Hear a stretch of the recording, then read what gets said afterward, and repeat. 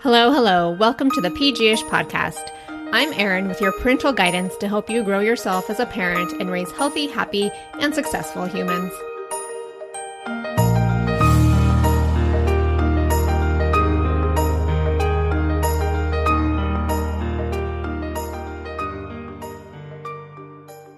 Whether you're a manager or leader at work or managing small people at home, you'll want to tune into this interview with Marcus Buckingham. Marcus is a global researcher and New York Times bestselling author focused on unlocking strengths, increasing performance, and pioneering the future of how people work.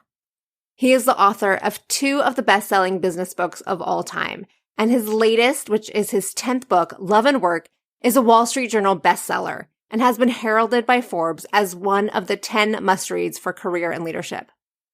Now, you may be familiar with his work on previous episodes of PG-ish, or one of his strength assessments like StrengthsFinder or Standout, both of which are great tools. But today, we dive into the importance of staying connected to your intuition and power to discover your true loves, or what he explains as red threads, and how to make a real impact, whether that's at work or at home. He also shares how in a society where it's all about the money and grades, the brand and outward perception, you can encourage your kiddo and team to define their weird on their own terms. In other words, to give them permission to be who they are, not who we expect them to be. As you know as a parent, no 2 kids are alike in any way, and this conversation will give you the tools to create the space to uniquely challenge and love on each kiddo. Check it out. So Marcus, I'm just so honored to have you here on PG-ish with me today. I love what you do. I love how you articulate a different way to see the world and ourselves. I feel like society likes to compartmentalize us, make things black and white, and it's just not that way. And I think that society also has a good way of pointing out our weaknesses, which you don't like to do. So I'm so grateful for that. I have your book in front of me, your Love and Work book, which you so beautifully point out in this book that we all have these amazing nuances to ourselves. And they need to be celebrated and drawn out. And I think that as parents, and I think you might agree that as parents, as leaders, managers, it's our job to pull that out. So what you've done is that you've really encouraged kind of this upside down thinking for students, for children, for all of us to really pursue things a different way. And before I let you have the floor, I do want to say that I have followed your work for a really long time, but when I watched your Live to Lead talk, which is actually titled The Speech You Never Intended to Give, your vulnerability really allowed me to see you as a different person. I think it's so easy to put people like you, leaders like you, kind of on a pedestal. But at the end of the day, you're a father. And I just really appreciate your bravery and how you were so relatable in that speech. So thank you. Again, I'm so honored to have you here. How are you doing? I'm fine, Erin. Yeah, thank you. That speech was, I call it a speech I never intended to give because I've spoken, since First Break All the Rules, the first book that I wrote, I guess, 20 years ago now.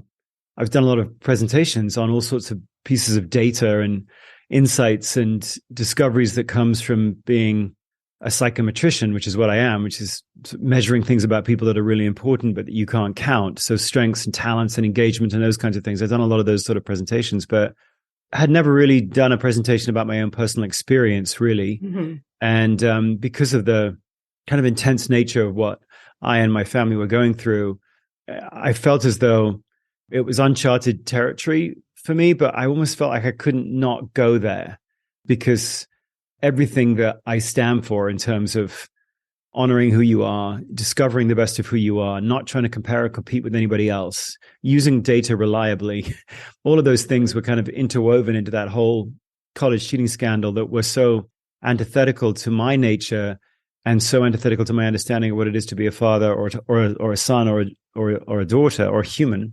Yeah. I felt like it was almost my responsibility to step into that, no matter where it went. And I wasn't, as you could see from that speech, I wasn't really sure where it's going to go. Right. But to be able to grapple with those issues was, in a weird way, kind of a blessing because it brought to light so many of those issues around what it is to be a parent today and what are our responsibilities to our children. So yeah, thank you for reacting the way you did, because I wasn't sure how anyone was going to react. Yeah, no, it was beautiful. And there are so many good takeaways that I got from it, which you did incorporate in Love and Work, which I will probably quote later because they always give me goosebumps reading them. But let's talk about Love and Work a little bit. I recently, this last month, gave a retreat to my marketing team. So I'm a marketing manager and used a lot of concepts from this book, especially being like the red threads, which we'll get to, and You're Weird. Could have spent a lot more time on it. But why Love and Work now? Like, why is this important at this point in time? Well, you see two people sort of coming out of the pandemic. I mean, I spent 17 years with the Gallup organization doing a lot of different surveys on sentiments, feelings that employees and individuals have around the world.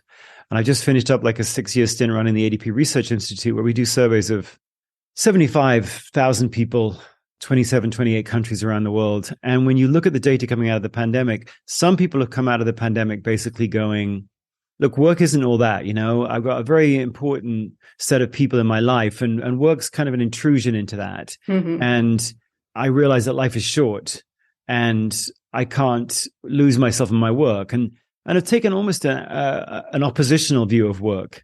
And you can see that in the quiet quitting movement, Great Resignation, the 4-day work week, 3-day work week in Finland, right. Iceland, even the conflict that currently exists here in the US between the worker and management, as you can see in various collective bargaining kind of confrontations.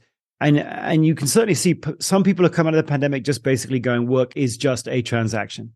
Mm-hmm. But also there's a bunch of people that have come out of the pandemic going, no, wait a minute, if I'm going to spend 30 or 40, 50 hours a week doing something, then it better be something that doesn't alienate me from me. It better be something that gives me a chance to express me. It's not everything, but it's got to be a place in which I get to display or showcase or contribute the very best of me. And so now the question for managers and teams and companies is, how do I engage with those kind of people? How do I create an environment in which I get more of those sorts of feelings, where work can be a place in which you express the very best of yourself? And so when you think about how do we create work that isn't loveless, soulless, not even exploitative? I mean, I guess on one extreme of the continuum, you can see some work is exploitative. Mm-hmm. But even the stuff that isn't exploitative, if you're not careful, it's just transactional. Right. And I sell my time and my talent, I get the money, I go home to the people I love. But surely it should be, and there's an awful lot of us in the workplace, surely there should be more to contribution and work than just a transaction. Surely work can be, when done right, it can be a place in which you do encounter yourself and you do encounter the best of yourself. Not always, not all of the time, but how do we make work a place in which we get to express that which we love, or indeed discover that which we love? Is that a pipe dream or is that real? And of course, when you look at really excellent people in any job, Erin, anybody at any job, doctors, teachers, lawyers, salespeople, housekeepers, parents, whatever the quote unquote job is, mm-hmm. you study people that are excelling at it. And at some point, they will always talk about something that they love about what they do. And they won't use the word joy or uplift, or they'll use the word love. I love that. I love it when, I love it when, I love it when, I love it when. They'll use that word. And so when you look at love and excellence, they're always seen in each other's company. In fact, loveless excellence, as I said in the book, is an oxymoron. So why love and work? Because we've got an opportunity to redesign what work is like so that people have a chance to express that which they love at work. If they do that, loveless creativity, oxymoron. Loveless collaboration, oxymoron. Loveless innovation, oxymoron. So if you want innovation, collaboration, creativity, resilience, you got to think intelligently about how do you weave love into that which you do, whether you're a manager or whether you're on a team or whether you're a leader of teams of teams of teams. How do you intelligently weave love in? That's why Love and Work, because I felt like, and that's why I picked Harvard Business Review as my publisher, because I wanted to rehabilitate the word love. I love that. I think just even when we look at the generational gaps too, I think there's a different language. So if you can bring it, you can simplify it of like, what are you loving at your job? I mean, we can really pull that out of people for sure. Well, it's funny, it's love is the first thing that you reach for when you're born. It's not food, it's love. Mm-hmm. And love is the last thing you cling on to right before you die. Yeah. Your whole life is, if you like, this search for love and the increasing fluency in the language of love that your life is speaking to you. I mean, there are 5 love languages. And the point of this book, Love and Work, was to say, no, there aren't 5. There are 8 billion. There are as many love languages as there are people alive in the world. And so the challenge in anyone's life is to learn to speak yours. Your life is trying to talk to you in your love language. Your life every day is trying to show you that which you love. Mm-hmm. It's just that no one's helping you. You've got 2 daughters, 10 and 12. Yeah. 2 daughters. And they're different, I am sure. Mm-hmm. And yet no one is teaching them how to use the interactions and the reactions and the activities and the moments of their days to inform them about what their life is trying to tell them about who they are, where they are at their best, where they learn fastest, what they notice that others miss, all those things that begin to form a picture of who you are as an individual. Mm-hmm. All of that is decoded by love. Love, your loves, which are so close to you and which you know better than anyone else. Your life's trying to teach you about you using your love language. Not to sound too woo-woo, but it is doing that. Yeah. And I wrote the book to go, excuse me, I don't care how much psychology you took in college. There's a discipline in psychology called individual difference psychology. And it's a study of why 2 siblings are different from one another. Right. And why certain activities in everyone's life have energy within them. They're energetic. And how do you use the energy in an activity to differentiate why you are so you and so not your sister? Like that is, as a parent, but also as a team leader, that is fascinating stuff. Mm-hmm. And yet we get so little of that. We get taught so little of that. And yet it's just, when it comes to parenting, when it comes to running a team, when it comes to contributing, it's just everything. And yet no one really helps us know how to speak our own love language. Anyway, that was the impetus for the book. Yeah, no, that's great. I mean, it's true. Like no one teaches us how to do it. And then yet we have these kids that we're trying to raise and we're all just trying to figure it out. Like that's really hard. You do have a wonderful quote that I do want to say in regard to that. So you say, love is space making. To love your children is to see your children. And you can't see your children if you don't leave them the space to make their own choices. And I think that just goes hand in hand with what you're saying. It's like, there's a time and place to lead and to draw out these things, but you also have to give them the space to figure that out too. Well, yeah, it's the basic premise of any approach to helping someone else thrive or helping yourself thrive. The basic truth is that every single activity that you bump into in the course of a day has energy within it. Mm-hmm. And some of those activities, I mean, you think of a day as 24 hours, but it isn't 24. I mean, it is 24 hours, but it's really thousands of different, a moment in interaction. Where if you're 12 years old, it's like a conversation in the hallway, or a task that you got to do in school, or it's an interaction with a friend, and as we get older, it's an email, or it's a confrontation, or it's whatever it is, but thousands of different interactions hit us in the course of a day. Mm-hmm. And some of them are pretty emotionally neutral. This is the whole red thread idea that I introduce in the book, that if you think about a day as like a fabric, and there are many different threads in a day. And some of the threads are black or white or gray or green or whatever. They're pretty emotionally neutral, but some of them are red. Mm-hmm. Some of these threads are very emotionally positive for you. They're red threads of yours. And it's got nothing to do with your race, your sex, your age, your gender, your religion, or anything. It's all to do with the weird clash of your chromosomes that create in you and your brain this incredibly unique filigree network of connections. And it means that you find certain activities super energetic. Before you do them, you want to look forward to them. And while you're doing them, time flies by, like that kind of stuff. And from a really early age, we could be helping you to know, first of all, that's okay, that there are certain activities that for no good reason, other than the fact that you're you seem to look forward to them and time flies by when you're doing them. And that's amazing.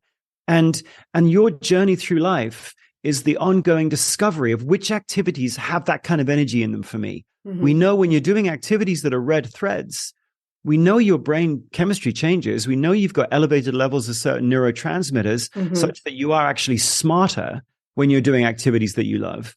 And so the question for us as parents is, how do you help a kid learn what particular threads of theirs, what activities of theirs in a day are red? Yeah. And the challenge for parents, of course, is that you're colorblind to your kids' red threads. You don't know. All you have is your expectations and your fears as a parent.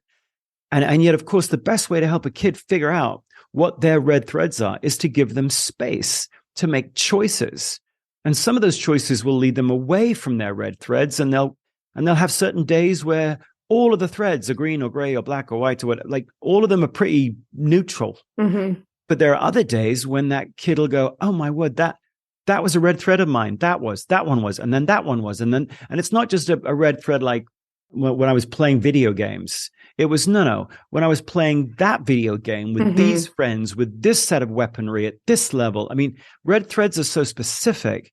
And so space making really as parents isn't laissez-faire, hands-off parenting. Right. It's a much more intentional approach going, give the kid the space to make choices. Because when they make choices, they'll start to figure out which activities are red threads and which aren't. And then during the course of their days, they'll become ever more informed about how they draw energy, how they get nourished from the activities that they do in a day. Your 10-year-old could do this. Your 12-year-old could do this. Right.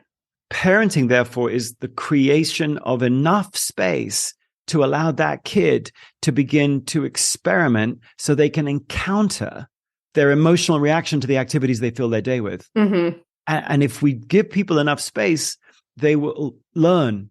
That doesn't mean no rules. It just means every time you make a rule, you take away a choice. And every time you take away a choice, you take away an opportunity to learn in some level of detail what activities are that you love. Yeah. Yeah, no, that's good. I mean, we're on summer break right now. And of course, the days for them seem very long. But I think I do, at the end of the day, I always ask them questions, which these questions are going to evolve over their lifetime for sure. But it's like, well, what was fun today? Like, you guys rode your bike, you played with slime, you watched TV, like what really made your day special rather than just kind of wasting the summer away. And I think that, again, those questions are going to evolve, but we can just be more intentional with our time and those questions to really draw those out, those red threads out of our students, the team that we lead, whomever. Yeah, the on page, I think it's 78 of the book, there's a red thread questionnaire. So if you want to figure out, like for yourself, even as a parent, the show I did for Oprah way back when in 2008 was all about what do the happiest and most successful women do differently. And when you really dive into that, it's like, gosh, they seem to realize that there's no kind of monolithic approach to being any role that you play in life, whether it's a worker at work, whether it's a spouse or partner, whether it's a parent. There's not one way to love being a mother. Like you dive into being a mother, just dive into being a father, and you just interview people that are really, really nourished by being a father or being a mother. And you realize that they all get a kick out of really, really different things. Yeah. That everybody's red threads for, in this case, being a mother was totally different. Some people love getting down on their knees and mucking around with the kids and making up the games, and others like reading a book with the kid, and others like, and what we know from studying highly effective people in any job is that you don't have to love all that you do. In fact, there's no data that support that the most effective people love all that they do. But there's a lot of data to support the fact that they find the love in what they do. They find the love in what they do, which is a totally different discipline. Find the love in what you do.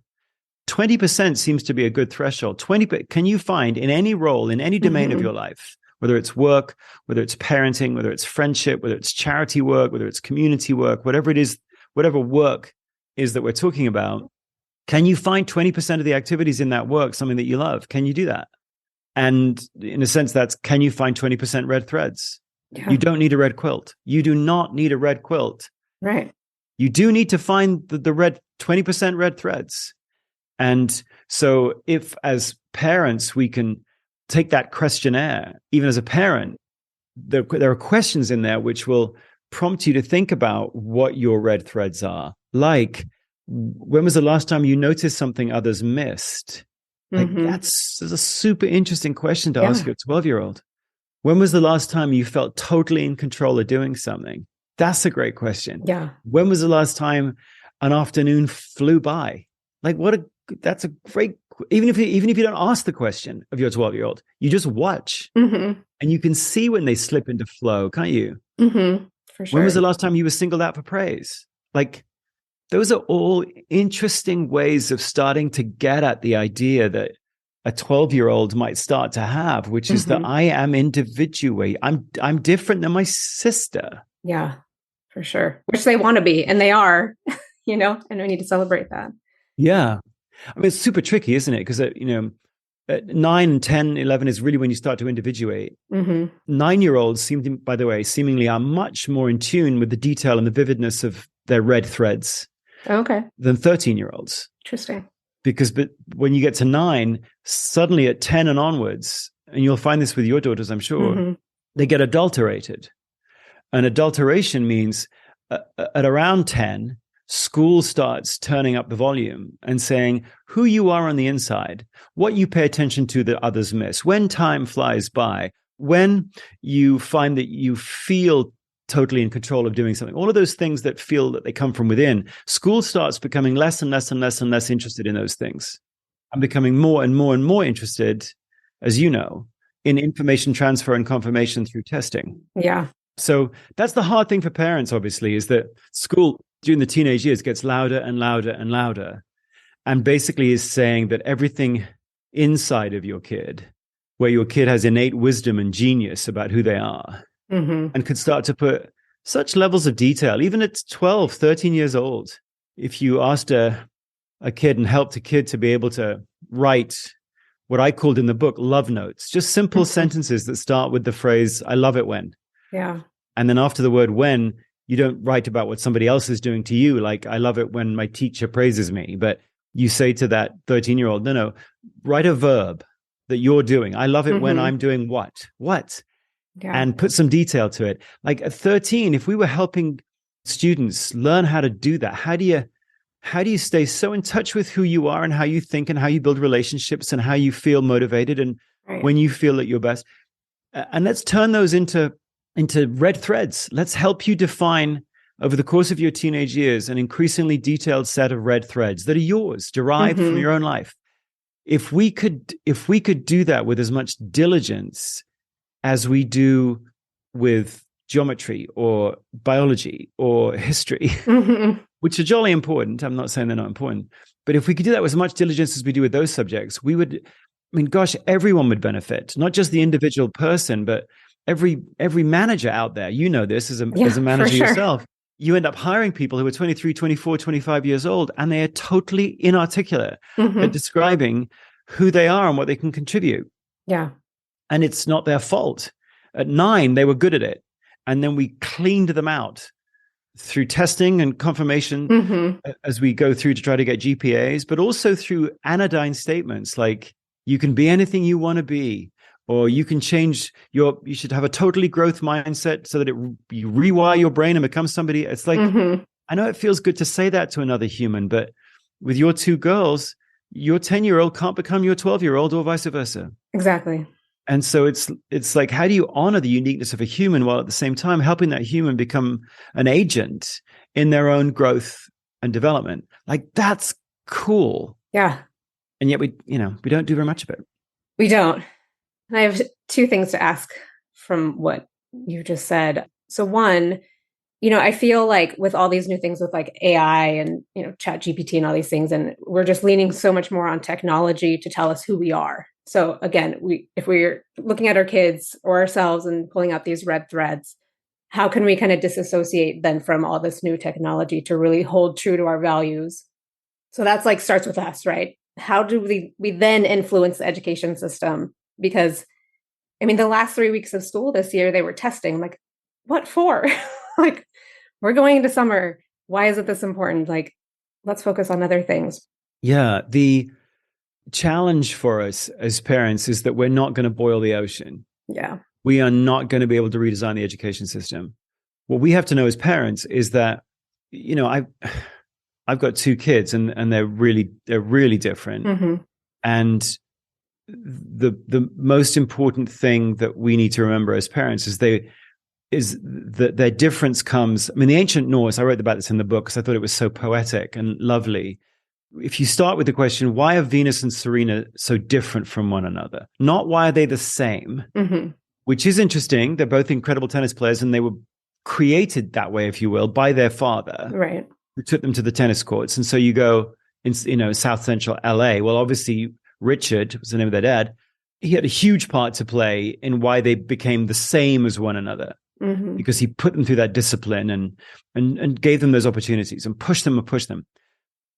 And the interesting question for most of us as parents is not why are they the same as one another, but why are they different from one another? Why do they play tennis so differently? Why do they finish points so differently? Why do they serve so differently? Now that their tennis careers are winding down, why are they doing such different things? That's interesting as parents, because as parents, we often look at different siblings and try to figure out how can we help each one of them become the best expression of themselves. So I've always been interested in sibling differences. Yeah. George Clooney's sister, Ada. Ada is an accountant specializing in payroll. Why is she that and George Clooney him? They both had the same aunt. I wrote about this in the book, Rosemary Clooney. George is forever talking about Rosemary Clooney, my famous aunt. Yeah. Is why I got into show business. And it's like, well, yeah, but Ada had the same bloody aunt. Right. The idea that Dean Armstrong is Neil Armstrong's brother and Neil Armstrong walked on the moon and Dean Armstrong was a bank manager. Okay, that's really interesting. Why? And for all of us who try to get the best out of ourselves, we think about our own siblings and go, well, can I be like her? Can I be like him? My brother was a musician. Could I look, if I just really worked, could I become as good a composer as he was? No, by the way, is a short answer to that question. But that's a really interesting thing for us to really sort of dive in and grapple with. And what that starts with as parents is the idea of, which the Norse called a weird, that every child is born with a weird. Yeah. Not that you are weird, but that you have a weird. It's a noun, spelled W-I-R-D. And it was their way of trying to explain, why is it when a kid is born, immediately the kid's born, you can start to see that there's something already there in the kid. Right. Like my son, right before he was born, we lost the heartbeat and then we got it back. And then we lost the heartbeat and then we got it back. It was like this alternating current of lost it, got it back. Yeah. And so they rushed us into the delivery room, and right when he was born, the doctor said, come and look at this. I've never seen this before. And I was like, I don't want to hear right. that. But he was born holding on tightly to his umbilical cord. It's like squeezing it, fainting, waking up, squeezing it, fainting, waking up, squeezing. And that's what caused the intermittent heartbeat. Yeah. And I'm not saying he hasn't grown. He's now 21, 22. But that's kind of how he goes through life. It's like intense comatose. And my daughter doesn't have that. And this wasn't a gender thing. It's like just right. My son has a certain weird. It's like a spirit or a daimon or an essence. Right. And we now know, regardless of your spiritual beliefs, we now know that that's caused by literally hundreds of trillions of synaptic connections in his brain. He starts off with billions of synapses. He gets more as he grows. They form connections with one another. By the time you're 19, you have 100 trillion synaptic connections in your brain. It's amazing. Amazing, right? It's 100 trillion synaptic connections. When anybody dies, no one will ever have that pattern of synaptic connections again. You are so different than your sister. So different. Unrecognizably different than your sister.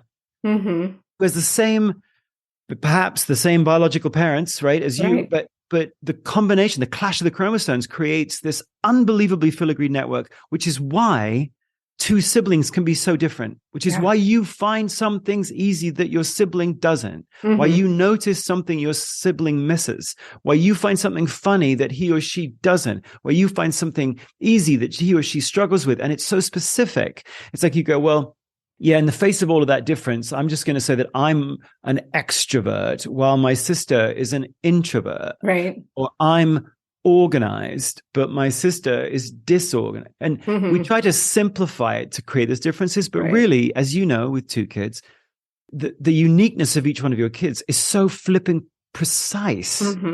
It's like, my stepkids here, one is super organized in the kitchen. And a complete disaster area in his closet. And the other one's the inverse.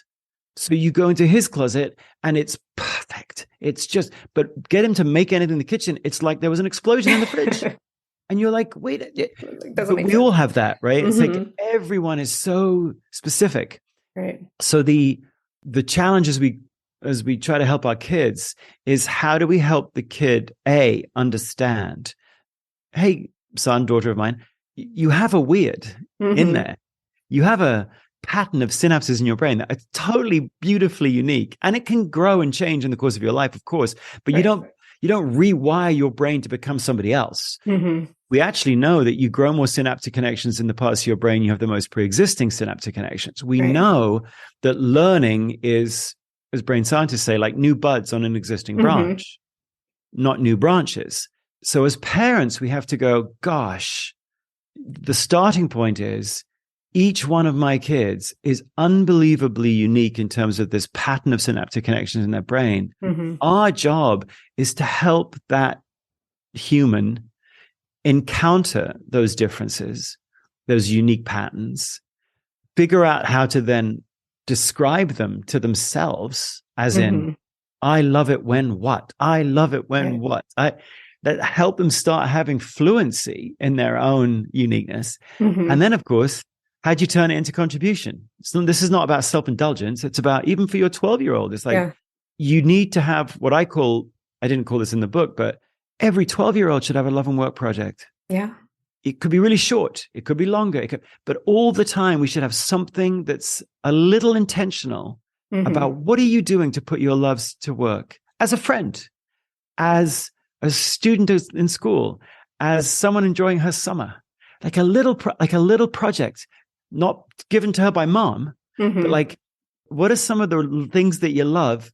And what are some of the ways in which you're, even as a 12-year-old, what are you trying to do with that? Yes, you want to go to the Taylor Swift concert. Okay, whatever. But you also want to, what's your love and work project? So that's kind of, as we think about what our job is as parents, it's, you're trying to help your kid have fluency in their own love language so that they can then contribute it. And then they react to what they contributed, learn a little bit more. Because one project might lead them to go, I don't love doing that at all. I thought I would love contemporary dance. I thought I would love going to those little dance competitions. I thought I would, and I realized actually, I hate solos.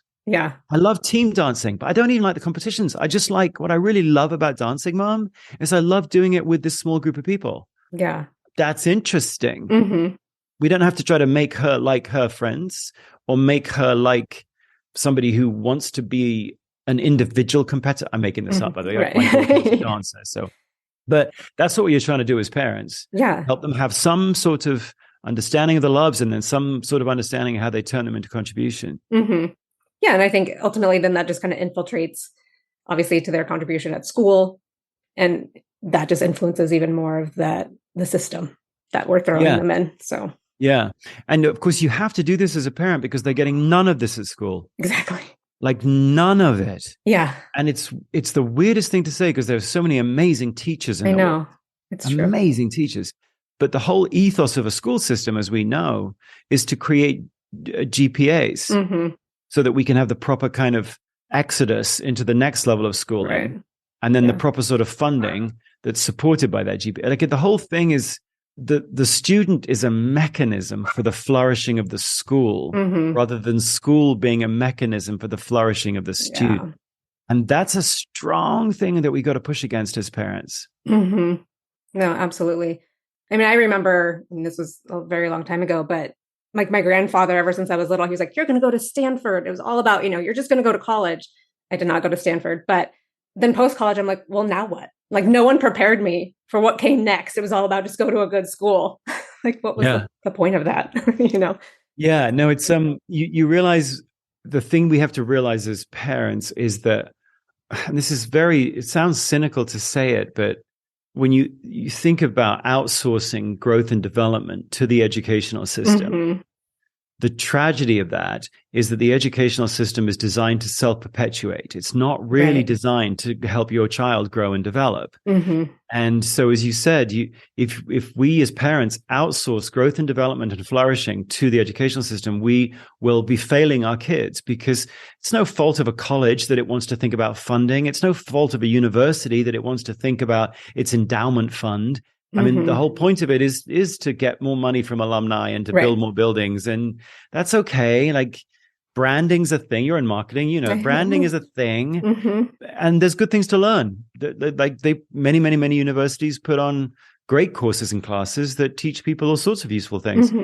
But in terms of actually helping a kid learn and grow and develop their own mastery of self and mastery of contribution beyond getting into a good college, and then you pop out of the college and you're like, but now you got to figure out, you got 75 years now in which you got to figure out how to turn your loves into contribution. Okay. And you're 22 and you're going, I don't even know what you're talking about. What does that mean? What does that mean even?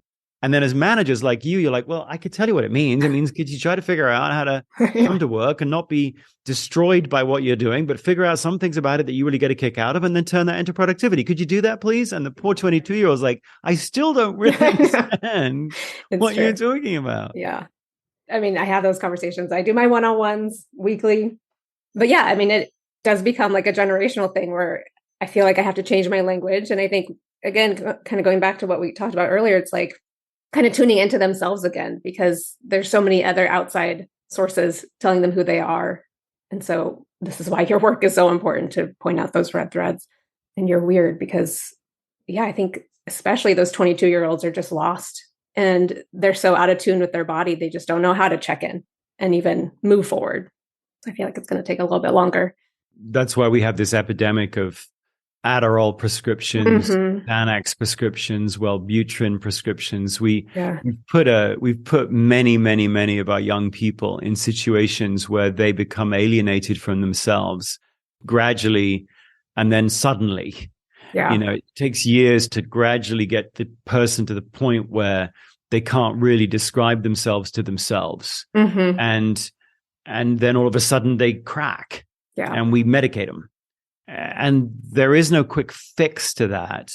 My hope with this book was that it would give parents particularly a way to go, okay, there's no quick fix to that in terms of the system, but there is an ongoing discipline that you can have as a parent to give your kid a way of looking at themselves and the world. It's really those two things, isn't it? Can we give your kid a way to think about themselves? How much of them can they change? How much of them is just uniquely them? How do they begin to decode themselves so they can understand why they're unique and how they're unique in the world? That's the focus on them as an individual. And then you've got the world. Okay, how do we help that kid understand what is the world trying to tell you? Every single day, as I mentioned, your day is trying to throw thousands of activities at you and is basically your smartest, wisest, most loving friend every day. Your day is trying to show you a few things that might be nourishing for you. Small things. Detailed, vivid, small things. If you as a parent can help your kid realize that your day isn't the enemy, that actually it's trying to show you clues as to who you are at your best. Right. And not like you'll figure this out in a week, but over the course of your 10 teenage years, hey, don't worry. Yes, you got to study. And yes, you've got responsibilities as a student and as a friend, but you're also learning who you are at your best. And your day is trying to help you learn. Yeah. And that's all I'm trying to do as a parent too. I'm trying to help you learn how you are when you are at your best. What are you doing? What are you thinking? What are you feeling? That's a huge life skill. That's such an important life skill, regardless of what darn college you end up going to. Right. At some point, you're going to have to make a contribution to other people. Absolutely. Can college help with that? Absolutely. But boy, you're going to have to be able to go through life and figure out which bits of the different parts of your life are nourishing to you. You're going to have to figure that out. And I'm here to help you know that kind of, I called it in the book, a scavenger hunt for love. Yes, I love that. Yeah. Right. That's what a career is, isn't it? It's a scavenger hunt for love. And you're just always looking. I mean, why did I graduate from university? I went straight to Lincoln, Nebraska, where I had no friends, no family, no anything. I just had something that the Gallup organization was doing, and they're located in Lincoln, Nebraska. So I was interested. I didn't even know what it was really. There was some thread, some red thread, something that I loved about that work they were doing that made me ditch my friends and my family and go 5,000 miles away. And I didn't know where it would lead. I certainly didn't know it would lead to me talking to you today. Yeah. And the same is true for everybody. You find some little thread and you then follow where it leads. The tragedy isn't that sometimes it doesn't lead where you want it to lead. The tragedy is never looking. the tragedy is not thinking that your life has any love in it, or that you have to follow other people's set of expectations and go to Stanford or whatever. Yeah. Or the tragedy of, I did 4 years of accounting and now I've figured out I hate accounting and I've wasted 4 years. No. The whole of life is a scavenger hunt. If you did 4 years of accounting and you found no red threads, that's knowledge. That's really cool. Yeah. Keep scavenging. Like, your 10 and 12-year-old, if I could inject one little thought into their brain forever, it would be keep scavenging for red threads. Just keep your eyes peeled. Yeah. For the specific activities that you love, because don't imagine everyone else does. You. And that means you're beautiful. Yeah. And you're irreplaceable. You're incomparable. You're amazing. And you've got to figure out how to turn that into contribution. It's not like we're just going to bless you as an amazing, right. You've got to do something with it. Yeah. But yeah, that if you could get that thought in people's heads, just scavenge for the rest of your life for the activities that you love, and you'll contribute more and you'll be happier. Yeah. I love that word scavenge too, because I feel like a lot of people say like, oh, I'm pivoting in my career, but it's like, no, you're really just looking for more of your red threads, and it's, I guess in one way you could say like, oh, maybe that's a weakness, so you're not going to go down that road. So yes, you are pivoting, however you want to call it. But I like that phrase scavenger, because you really are just like, I don't know, just more exciting if you're on a scavenger hunt.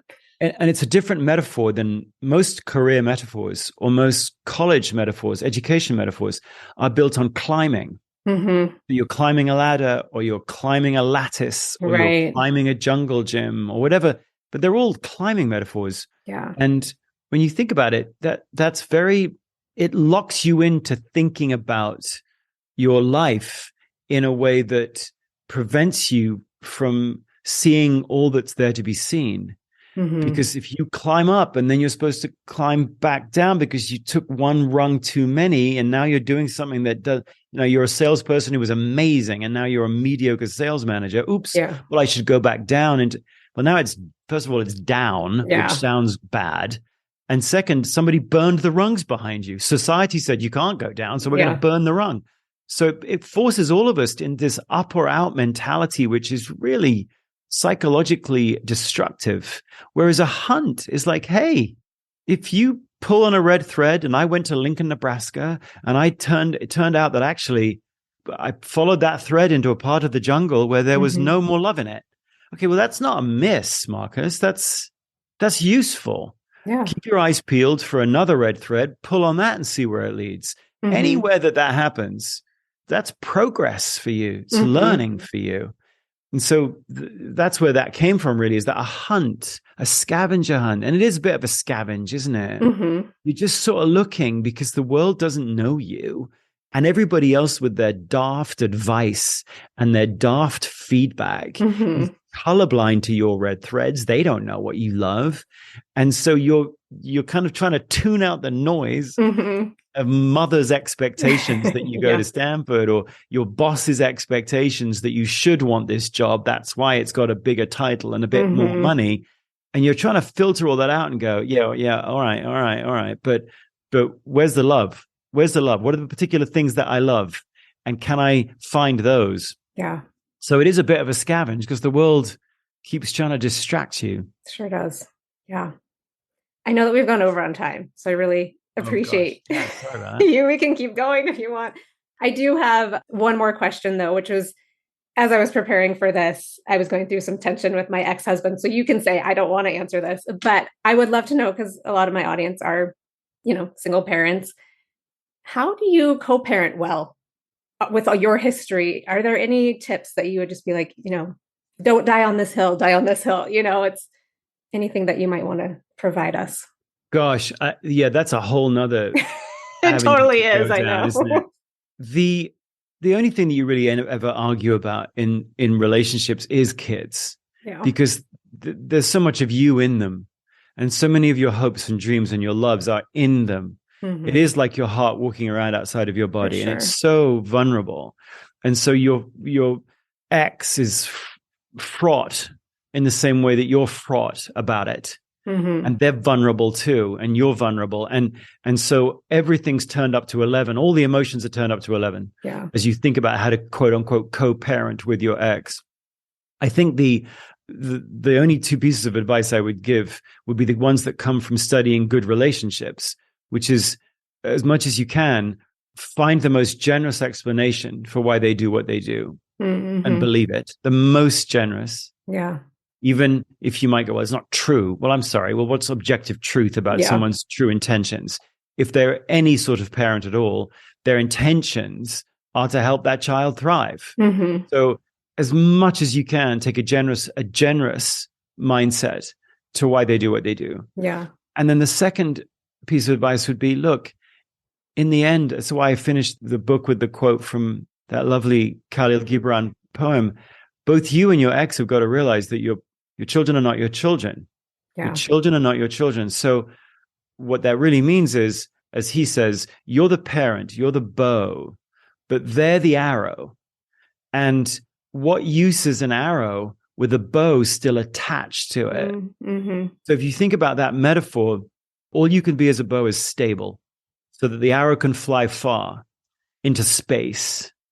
And if you can remember that actually what your ex does or doesn't do, or what you do or don't do, is of far less importance than what that child does and learns from what they do. That as much as possible, your focus is on the child, not the ex. Yeah, for sure. And that if you can figure out ways in which you just put your own oxygen mask on first, right? Quit trying to fix your ex. Put your own oxygen mask on first and go, how can I be a stable bow so that this arrow can fly far? Yeah. What's my way of helping the arrow? And in the context of that, your ex is going to try to do what he or she is going to try to do. But the focus is actually the child. And what are you doing to allow that child to have the space to keep choosing, keep acting, and keep learning from their actions? If you can keep the focus on the child versus try to remediate the relationship through the child, that's not going to work. That, I think, would be the wisest thing, is that these kids are so smart and so resilient. And if you surround them with a bubble of love, as I would call it, and you know that if they hit a thing, they're going to trip and they're going to bounce back up like a weeble in the bubble of love. Your bubble of love might look a little different than your ex's. Okay. Keep giving them the love and keep remembering that they're the ones who are making the choices. They're the ones that are learning the learning. All learning is insight. It's not you pouring knowledge into their brain. Learning comes from within. The more you can be humble in the face of your child, the less fraught, perhaps, your relationship will be with your ex when it comes to co-parenting. No, that's good. Thank you. I think that's the whole, premise of PGH too. It's basically what it boils down to is personal development for parents, because like you said, we have to put our own oxygen mask on first so that we can do a good job. Otherwise, we're just kind of going through the motions and we're going to stumble, but could be a lot worse. Yeah. I mean, it's a realizing that deep down, what we've discovered when we've really looked at what does learning look like in the brain, learning is a flash of insight. It's a connection between two synapses that didn't get connected before. It comes from within the other person. And I'm not saying that should take the pressure off parents, but what we should realize is we have a limited ability to reach inside our child's brain and fix them or correct them. Or like if you wanted to make your 10-year-old like your 12-year-old in terms of all of her actions and interactions and relationships and thought processes and everything through the way in which you parented, you couldn't. Right. There's nothing you could do to turn your 10-year-old into your 12-year-old. But once you start coming to grips with that, you're like, I didn't make her. Yeah. I didn't write that music. I'm just playing it or trying to play it. The moment you realize that, the moment you have a bit of humility as a parent, I didn't make her do that, think that, feel that. I'm actually providing a context in which she becomes, hopefully, a more nourished, healthier version of herself. Right. The moment you realize that is the moment when some of the pressure of parenting is removed from you and you can start to love it. You start to be more expansive as a parent because you're not in the creation business. You're not a creator of your kids. You're a catalyst for what's already there inside your kid. Yeah. Okay. I'm not saying it's not still fraught and exactly. but it's a different, you didn't make them. Yeah. I mean, you made them, but you didn't create the way they have patterns of Mm-hmm. thought, feeling, and behavior. You didn't. We know that. Yeah. So really, you're just helping them flourish. You're not making them from the ground up. Mm-hmm. Take some of the pressure off us, you know? That's beautiful. And I love that. Yeah, no, this is a lot to think about. So thank you for walking us through it. And I will definitely tout all the praises of Love and Work because I think that this book is great. So thank you for writing it. Well, it's my pleasure, and thank you for having me on. What a fun chat. Marcus Buckingham is the real deal and has such a simple yet powerful way of articulating how to lead and love that just hits right, don't you think? The implications of leading in the way he discussed could have a dramatic effect on the education system and workplace. And I think it's totally worth a shot. If Marcus resonated with you, check out PG-ish episode 232 to hear more of his incredible story. You can also check out his book, Love and Work, as well as his website in the show notes. And if you haven't already done so, please follow PG-ish on your favorite podcast platform. And if you found this conversation interesting or inspiring, please share this episode with a friend via text or on social or homing pigeon or, whatever your favorite way is to communicate so that more parents can learn and grow alongside their kiddo like you. See you next time, my friend.